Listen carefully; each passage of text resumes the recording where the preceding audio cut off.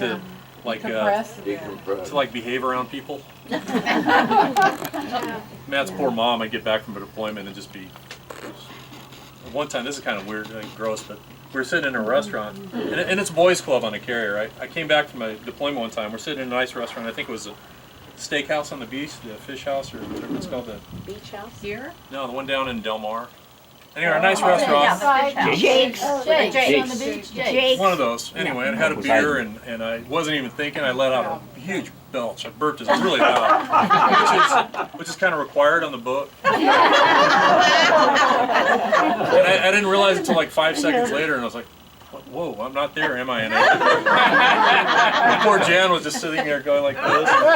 Everyone had gotten quiet around the table, and I go, did I just burp?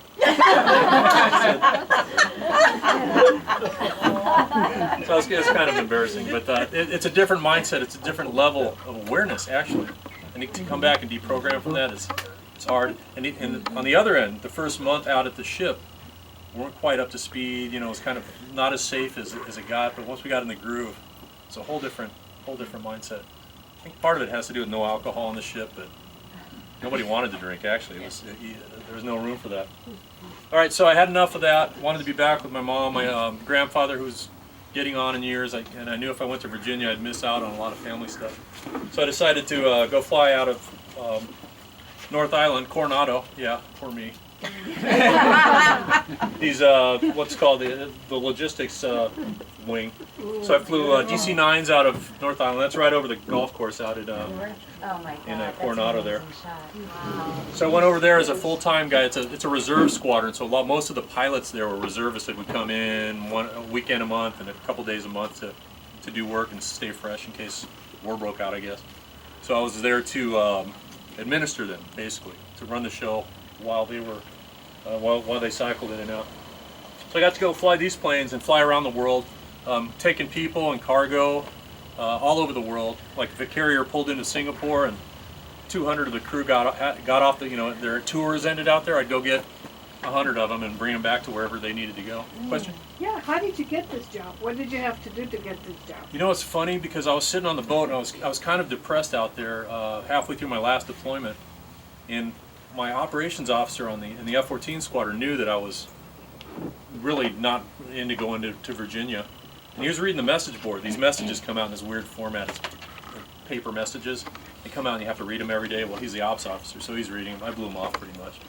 He looked over at me and goes, "Hey Stu, you're looking for a job in San Diego, right?" The message was on the clipboard. He said, "Here, look at this." So I immediately started firing off letters and phone calls when I could and worked the deal. They picked me up. So it was just by chance I ended up there. Great. It's a fun plane. DC-9, it's a basic DC-9 with an extra fuel tank, so we'd fly from here to Hawaii, no problem, which a DC-9 was not designed to do. There's me. I put on weight too after I got that job. Because airline pilots with a lot of money always wanted to go to nice restaurants. Hawaii. Probably went to Waikiki 60 times in 3 years. There's Allie. So it was good for home life too, because I was home. We lived in where was it, Pacific Beach? So I was home every day for a change, and it turned out to be a great move. It was sad leaving the fighters behind, but once I'd gone to this, I didn't look back. You know, I got to an age where I didn't need to. I was done with ejection seats and all that. Adrenaline. Yeah, the testosterone stuff. But I got back to it later. Oh, Got to spend time with friends. That was the auction, wasn't it? Yeah. San Diego Chamber Orchestra. yeah. Kids, Oh. chokers. Hey, Most uncomfortable uniform there was, but looks good. yeah. It's up in Alaska with this DC-9. Went all over the world. Went to Africa. That's Virginia Mother's Day, Oh, yes. somewhere around 1999. I don't know when it was, but he flew this humongous plane in and surprised us. That's my sister Tara, my former backseater, her husband now, and two of their children. Is that Graham? Yeah. No. Yeah, it is. Yeah, that's Graham. Graham and Marissa. Yeah. Anyway, it was they were having Mother's Day in Oceana, Virginia Beach, Virginia. And I happened to have a mission there that day, so we dropped in and had Mother's Day brunch together. There's the whole family at my sister's wedding. Oh, there's Mama. There's the polo club. Anybody know where that is? Is it one of the islands? Definitely an island. South Pacific? North South Island. Pacific. Oh, South. Diego Garcia. Maybe you guys probably heard of Diego Garcia. Little atoll out there in the middle. Yeah, it's a big circle, and they have a whole bunch of ships anchored there. It's like the ready reserve in case war breaks out. A bunch of civilian ships full of fuel and tanks and food just sitting there waiting. They're probably there right now. Is it off Hawaii? It's in the Indian, south of the Indian Ocean. It's off between Africa and Australia. Yeah, out in the middle of nowhere. Just north of the equator, I believe. I only went there once overnight. Went running at night on the, a coconut missed me by like 3 feet. I heard a big thump behind me and turned around. There's a coconut falling over on the running trail. There's a Grand Mosque in Bahrain. Spent a lot of time in Bahrain during this job, which is actually a pretty cool place because they serve beer. It's one of the few places in the Middle East where you can get a beer. Hania, Greece, on the island of Crete. There's a cruise we did during this time. The whole family, grandparents basically treated the whole family to a 5-day carnival cruise. We went to Mexico, Catalina. Ensenada and Catalina. Yeah. And I knew this beforehand. It's sad because I had to deploy before the ship pulled in. So I got off the boat in Ensenada, said goodbye to everyone, and took a bus to the border, took a train to downtown, took a boat over to North Island, then got on a plane the next day and deployed. That was Richard's first wife. Yeah. This is Namibia. Anybody been to Namibia? Just north of South Africa. Isn't that a beautiful place? Son was there filming. It's my first of 4 trips there. That's a tour. This is something I did. I just threw pictures in here last night. Sorry about that. This is Torrey Pines. I was into paragliding. I just got back into it actually, but you've seen the glider port down there? Yeah. Beautiful place. Wonderful place to fly. Unfortunately, a lot of Europeans fly there, and they make a pilgrimage there, so they're going to fly whether you're in the way or not, and it shows. So you have to avoid some of those guys. They have fun. That is a tree of life in Bahrain. I think it's the only natural tree on the whole island. Yeah. That's final approach into Wake Island. Famous battle in World War II. Our Marines got slaughtered there by the Japanese. It's pretty sad. And there's a museum on the island, actually, very small, 1 room, with a lot of artifacts. So if you ever get a chance to go there, I'm kidding. It's hard to get there, actually. Halfway between Japan and Hawaii. That's the whole island right there. I've actually taken a mountain bike there and ridden the whole island. My goodness. All right, so I did that for a while. Did that for 3 years full time, and then I decided that this was the grand plan: was to go fly the squadron and get out at about the 14-year mark in the Navy and join an airline. That's kind of what pilots did at the time. That's what they're doing now, since the airlines are hiring. So I got a job at United Airlines and quit the full-time Navy, but I got picked up in the same squadron. I was still doing that for another 2 years, flying as a reserve. That was one of the reservists that showed up once a month, but I was there a lot more than that. So United didn't pay a whole lot at the time, so it was good to have that reserve job. So I started flying at United in 2000.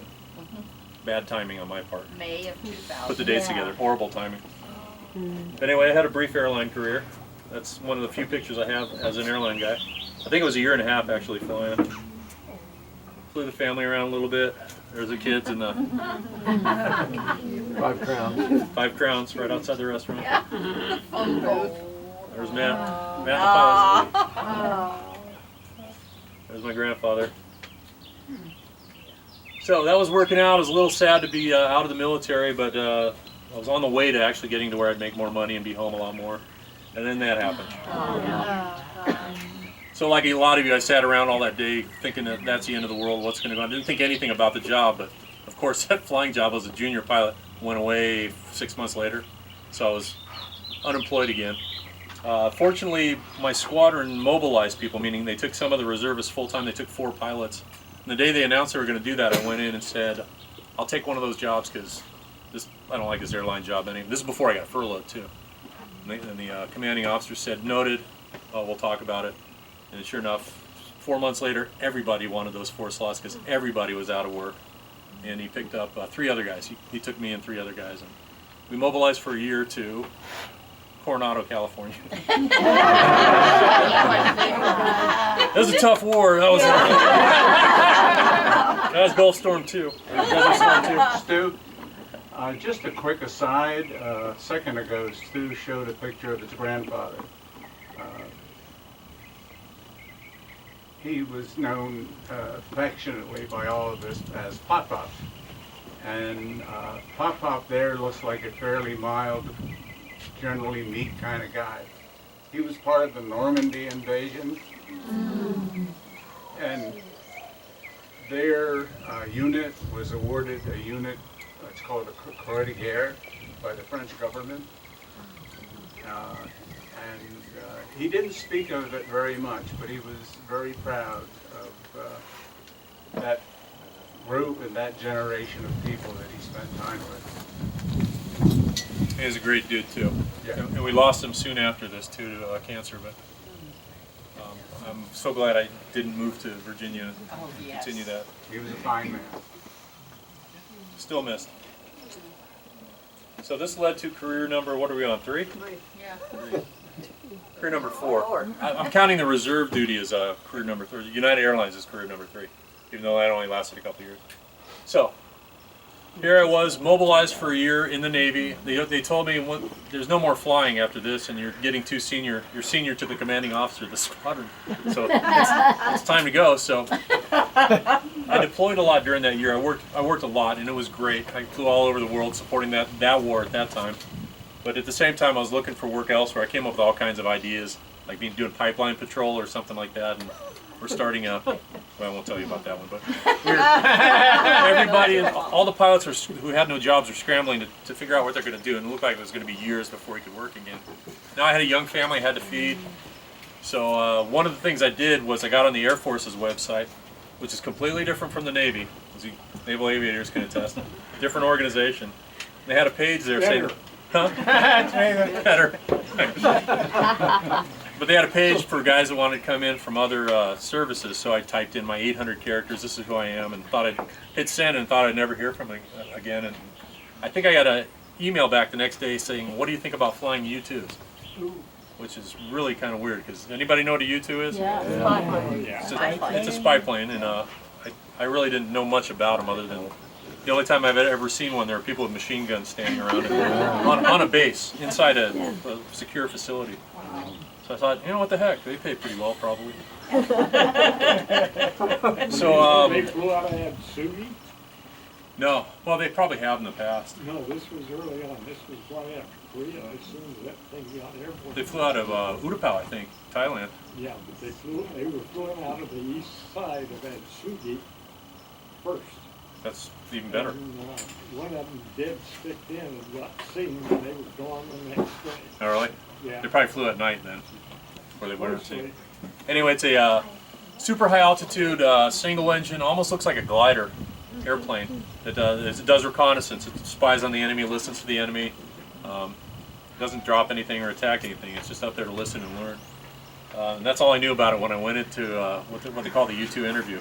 So I called wrote to the squadron, said I'm interested, and they said come on in for an interview.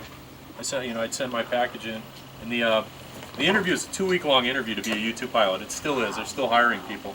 They're still busier than you'd believe. They're deployed worldwide right now, 3 different locations worldwide. They're flying. There's probably 2 or 3 airborne right now, all the time. Wow. And it's amazing work they do.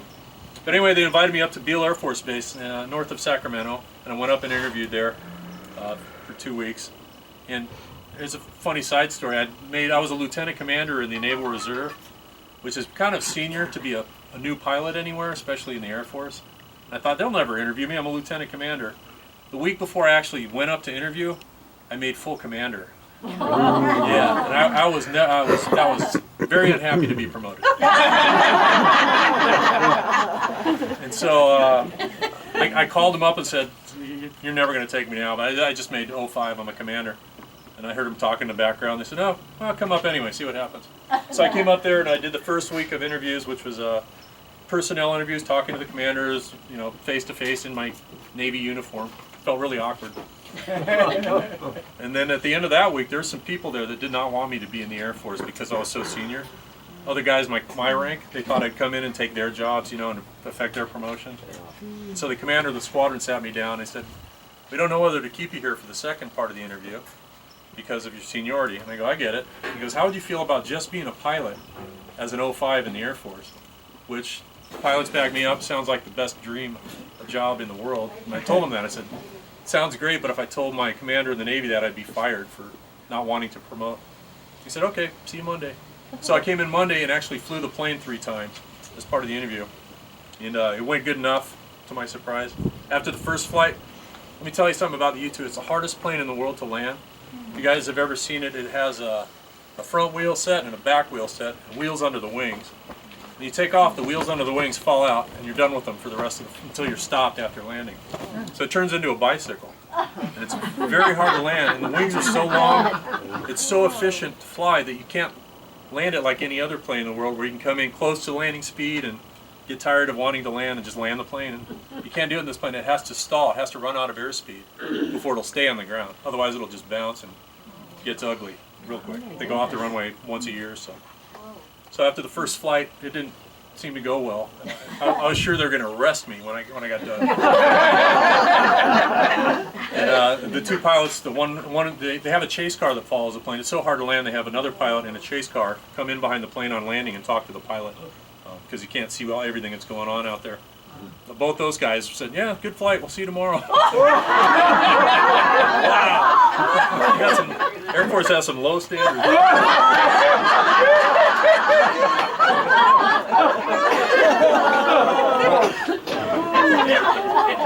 But I made it through the second week. And here's another funny part of the interview. The U-2 flies so high that it's above what they call Armstrong's line. It's about 63,000 feet. Anything above that is unsurvivable by a human because fluids boil on their own at ambient temperatures there. The pressure is so low. So we have to fly in a spacesuit. You guys probably seen the video of me in the big spacesuit. It's pretty awkward. But part of the interview is they put you in a spacesuit and they walk away. They go stand behind. You have air and everything. Everything's fine, but they just stand behind you for about 40 minutes and see if like 1 out of 10 people freak out, do the funky chicken, and they have to.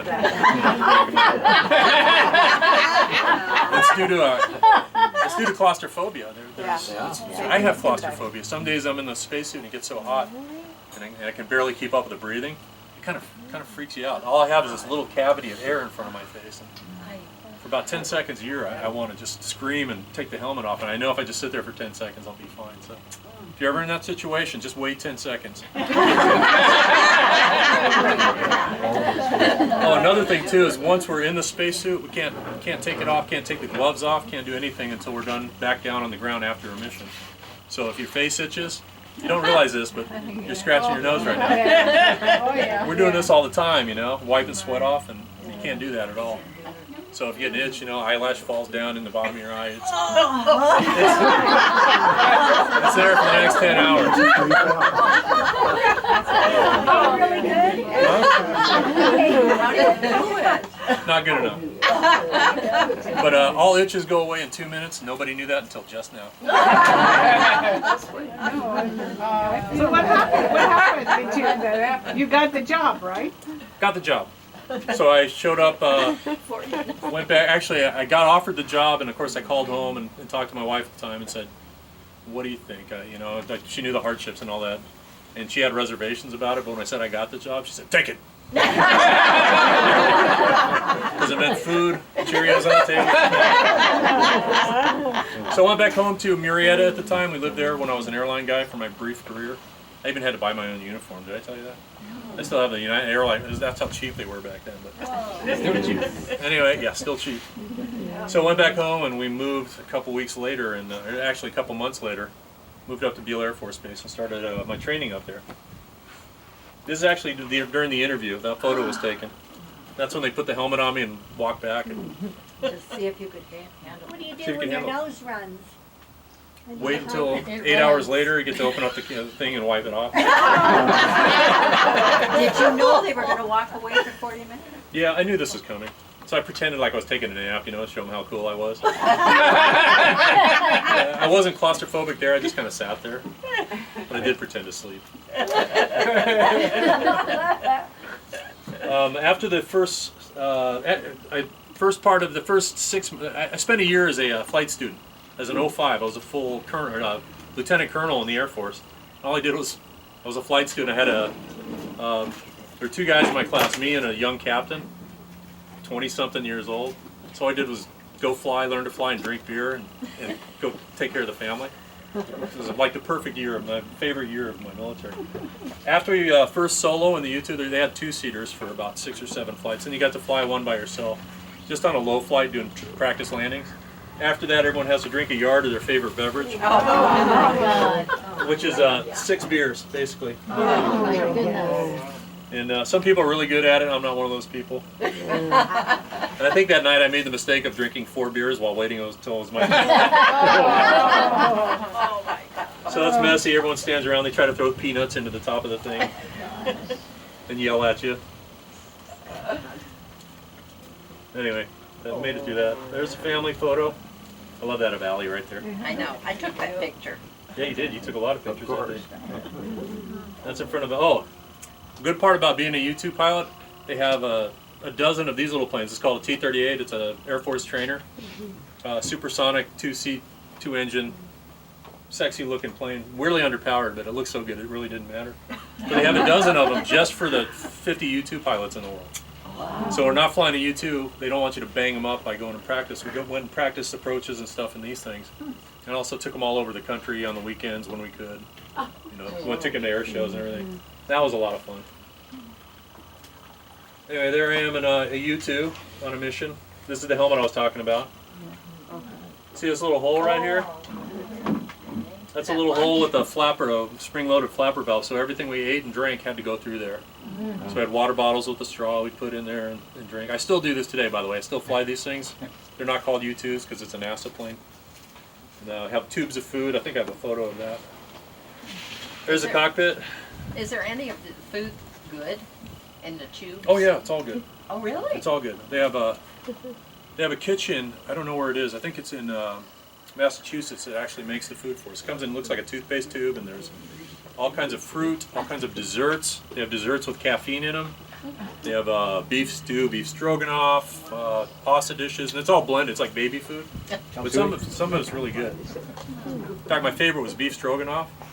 And fast forward to recently, the NASA guys knew I liked the beef stroganoff when I took the job, so they ordered a whole case of these things. They're like $20 a tube, and I was the only guy to eat these things. And before it was delivered, I became a vegetarian. So it's still sitting up there now. It's a full box of beef stroganoff. Anyway, here's a life-size picture of the cockpit of a Air Force U-2.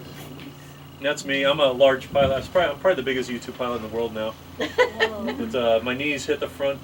Like these switches right here, that's to dump fuel. Oh no! You fall asleep. Yeah, well, my knees hit them all the time. Fortunately, they're lever locked, so you have to pull them out to turn the fuel dump on. But I was here in the back seat of the 2-seater. I was an instructor for years too. I'll get to that. But there's a little switch right here in the back seat that turns the canopy seal off. Basically, it dumps the pressurization in the cabin, which makes the spacesuits inflate, and it's a bad thing.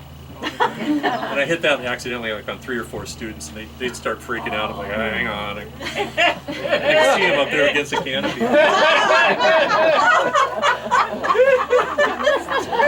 Oh, accidentally on purpose? No. Because you can get decompression sickness. That's an iPod right there. This is actually over Afghanistan, so it was a long mission, so we take music up to listen to. And here's another funny story if you'd like to hear it. My daughter, back home, when we're on the ground in the country we're operating out of, which is 5 hours from that point, these were long flights, I was talking to her about going to a concert when I got home. She wanted to go to a Britney Spears concert. I didn't know who Britney Spears was, so I got on the Morale Drive there in the desert and downloaded some music and then loaded it on the iPod and took it flying because I wanted to make sure there's no bad lyrics or, you know. Silly boy.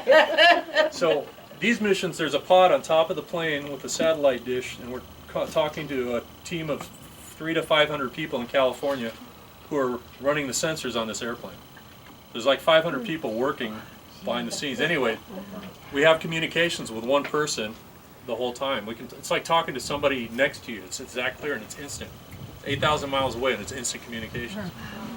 So I was listening to his music one day, and the young lieutenant that was running the show was talking to him, and he came up and called me by the wrong rank, and he said, "Oops, I did it again," which is one of Britney Spears' songs. And I was mortified because I was listening to this Britney Spears music, and I go, "You can hear